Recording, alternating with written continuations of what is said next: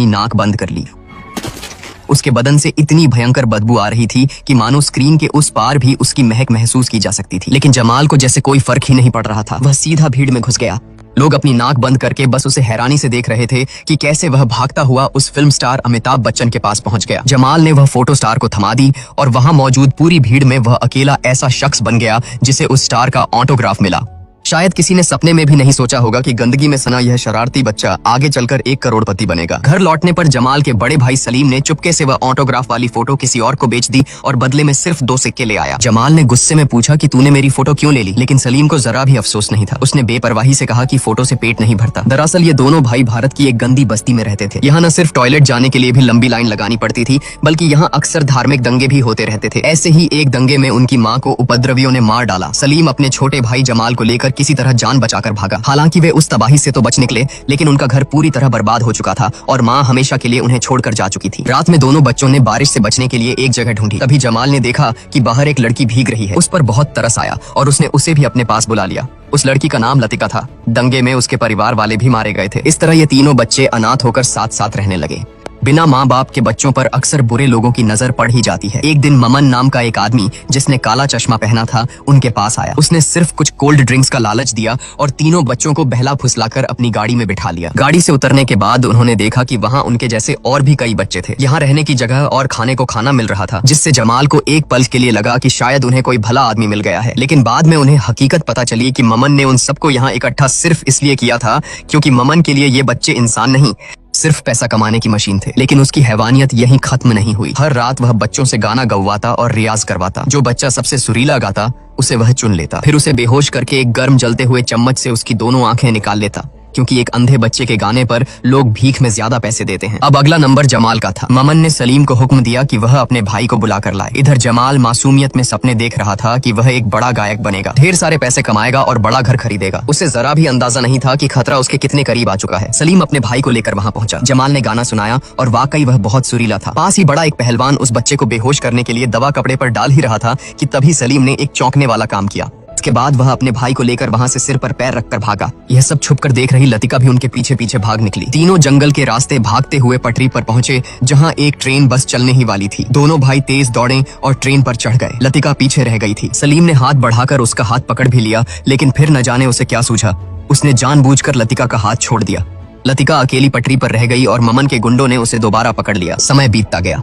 एक दिन ट्रेन की छत पर बैठे सलीम ने जमाल के पैर में रस्सी बांधी और उसे ट्रेन की खिड़की से नीचे लटका दिया ताकि वह अंदर बैठे यात्रियों का खाना या सामान चुरा सके। लेकिन अंदर बैठे एक आदमी ने जमाल का हाथ पकड़ लिया और उसे खींचने लगा। सलीम में इतनी ताकत नहीं थी कि वह उसे ऊपर खींच पाता। नतीजा यह हुआ कि दोनों भाई चलती ट्रेन से नीचे गिर गए। गनीमत थी कि उन्हें चोट नहीं आई। वे जहाँ गिरे थे वह ताजमहल के पास की जगह थी। चूंकि वहाँ अंदर जाने के लिए जूते उतारने पड़ते थे, दोनों भाइयों ने बाहर से पर्यटकों के जूते चुराना शुरू कर दिया और उन्हें बाजार में बेचकर खूब पैसे कमाए। लेकिन यह धंधा ज्यादा दिन नहीं चला। वे पकड़े गए और उनकी जमकर धुनाई हुई। इतने सालों बाद भी जमाल लतिका को भूल नहीं पाया था। उसकी तलाश में वे वापस मुंबई लौट आए, लेकिन वहाँ किसी को लतिका के बारे में कुछ नहीं पता था। तभी एक दिन जमाल को सड़क पर एक अंधा भिखारी बच्चा गाते हुए मिला। उसकी आवाज बहुत जानी पहचानी थी। यह वही बच्चा था जिसकी आंखें बचपन में निकाल ली गई थीं। उस दोस्त ने उन्हें बताया कि लतिका कहाँ है। दोनों भाई तुरंत वहाँ पहुंचे और लतिका को ढूंढ निकाला। वे उसे सामान पैक करके अपने साथ चलने को कह ही रहे थे कि तभी ममन वापस आ गया। इस बार ममन उन्हें जिंदा छोड़ने के मूड में नहीं था, लेकिन सलीम भी पूरी तैयारी के साथ आया था। उसने आव देखा न ताव अपनी जेब से रिवॉल्वर निकाली और ममन को वहीं ढेर कर दिया। लतिका आजाद तो हो गई थी, लेकिन दोनों भाइयों के बीच अब रिश्ते बदलने वाले थे। ममन के मरने के बाद लगा था कि सब ठीक हो जाएगा, लेकिन लतिका की वजह से दोनों भाई एक दूसरे के दुश्मन बन गए। सलीम भी लतिका को चाहता था। उसने उसी बंदूक की नोक पर अपने सगे भाई जमाल को धमकाया और उसे घर से बाहर निकाल दिया। इसके बाद दोनों भाइयों की मुलाकात कई सालों बाद हुई, जब वे बड़े हो चुके थे। जमाल जैसे ही सलीम से मिला, उसने आव देखा न ताव सीधा सलीम के मुंह पर एक जोरदार मुक्का जड़ दिया। वह अपने भाई को उस पुरानी गद्दारी के लिए माफ नहीं कर पाया था। सलीम ने उसे समझाने की कोशिश की और बताया कि वह अब शहर के एक बड़े डॉन के लिए काम करता है।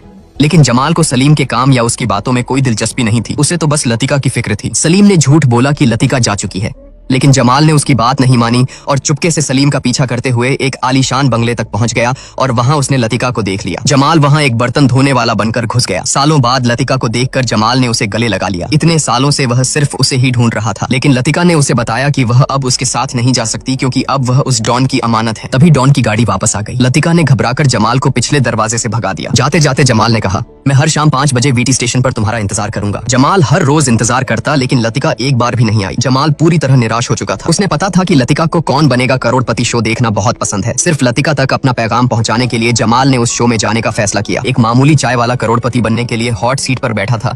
यह देखकर सब उसका मजाक उड़ा रहे थे, लेकिन किसी ने सोचा नहीं था कि यह लड़का एक के बाद एक लगातार 8 सवालों के सही जवाब दे देगा। अब वह 2 करोड़ रुपए जीतने से बस एक सवाल दूर था। तभी शो के होस्ट अनिल कपूर को शक हुआ कि यह लड़का जरूर चीटिंग कर रहा है। उसने पुलिस बुला ली और जमाल को धोखाधड़ी के इल्जाम में गिरफ्तार करवा दिया। पुलिस थाने में जमाल को बुरी तरह पीटा गया। उसने बिजली के झटके दिए गए ताकि वह अपना जुर्म कबूल ले, लेकिन जमाल ने सिर्फ एक ही बात कही, मुझे सारे जवाब पता थे क्योंकि ये मेरी जिंदगी की कहानी है। और फिर उसने पुलिस को हर सवाल के पीछे का सच बताया। पहला सवाल, फिल्म स्टार कौन था? जवाब, अमिताभ बच्चन था। यह वही स्टार था जिसके लिए जमाल बचपन में लैट्रिन के ढेर में कूद गया था।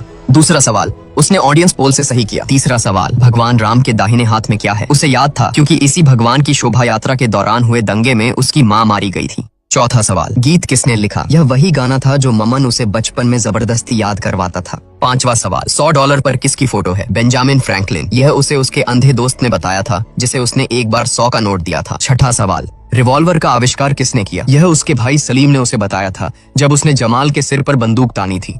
सातवां सवाल, कैम्ब्रिज सर्कस कहाँ है? जब वह कॉल सेंटर में चाय पिलाता था तो उसने यह नाम हजारों बार सुना था, लंदन में। आठवां सवाल, क्रिकेट रिकॉर्ड। इस सवाल का जवाब जमाल को नहीं पता था। ब्रेक के दौरान शो के होस्ट ने बाथरूम के शीशे पर बी लिख दिया था, मानो वह जमाल की मदद कर रहा हो। लेकिन जमाल ने दुनिया की चालाकियों को बहुत करीब से देखा था। उसे होस्ट पर भरोसा नहीं था। उसने जानबूझकर बी को छोड़कर डी चुन लिया और जवाब सही निकला। जमाल की दर्दनाक कहानी सुनकर पुलिस अफसर भी सन्न रह गया। उसे यकीन हो गया कि यह लड़का झूठ नहीं बोल रहा। आखिरकार जमाल को बेगुनाह मानकर रिहा कर दिया गया। वह आजाद होकर फिर से शो के हॉट सीट पर बैठा। अब बारी थी उस आखिरी सवाल की जो उसकी जिंदगी बदल सकता था। सवाल था, अलेक्जेंडर डुमास की मशहूर किताब द 3 मस्कटियर्स में 3 जांबाज थे। 2 के नाम थे एथोस और पोर्थोस। तीसरे का नाम क्या था? सवाल सुनते ही जमाल हंस पड़ा। उसे जवाब नहीं पता था। बचपन में स्कूल में पढ़ते वक्त वह और सलीम खुद को मस्कटियर्स कहते थे, लेकिन उन्हें तीसरे का नाम कभी पता ही नहीं चला। उसे यह भी नहीं पता था कि इस वक्त उसका भाई सलीम और लतिका उसे टीवी पर देख रहे हैं। सलीम ने आखिरकार अपने पापों का प्रायश्चित करने और अपने भाई के प्यार को मुकम्मल करने का फैसला कर लिया था। उसने अपनी गाड़ी की चाबियां और अपना मोबाइल लतिका को थमाया और कहा, जाओ जमाल के पास जाओ, वह तुम्हारा इंतजार कर रहा है। सलीम खुद वहीं रुक गया ताकि वह डॉन को रोक सके और लतिका को भागने का मौका मिल सके। उसने अपनी जान की बाजी लगा दी। इधर शो में जमाल के पास सिर्फ एक लाइफलाइन बची थी, फोन अ फ्रेंड। उसे दुनिया में सिर्फ एक ही नंबर याद था, अपने भाई सलीम का। उसने नंबर मिलाया। फोन की घंटी बजती रही। काफी देर तक कोई जवाब नहीं आया। जमाल हताश होकर फोन काटने ही वाला था कि तभी लतिका ने फोन उठा लिया, क्योंकि फोन लतिका के पास था। जमाल को अपने कानों पर यकीन नहीं हुआ। सालों बाद लतिका की आवाज सुनकर वह सन्न रह गया। लतिका ने बताया कि वह सुरक्षित है और आ रही है। जमाल ने उससे सवाल का जवाब पूछा, लेकिन लतिका ने कहा कि उसे जवाब नहीं पता। लेकिन जमाल के लिए अब हार या जीत मायने ही नहीं रखती थी। उसने शो में हिस्सा पैसों के लिए नहीं बल्कि लतिका को ढूंढने के लिए लिया था। उसका मकसद पूरा हो चुका था। उसने हंसते हुए बिना किसी परवाह के अंदाजे से ऑप्शन ए आरामिस चुन लिया और किस्मत देखिए, जवाब सही निकला। जमाल ने 2 करोड़ रुपए जीत लिए। उधर सलीम ने अपनी जान देकर डॉन को खत्म कर दिया और इधर जमाल और लतिका हमेशा के लिए एक हो गए। यह सिर्फ एक खेल नहीं था, यह उनकी किस्मत में लिखा था। दोस्तों, जमाल की जीत को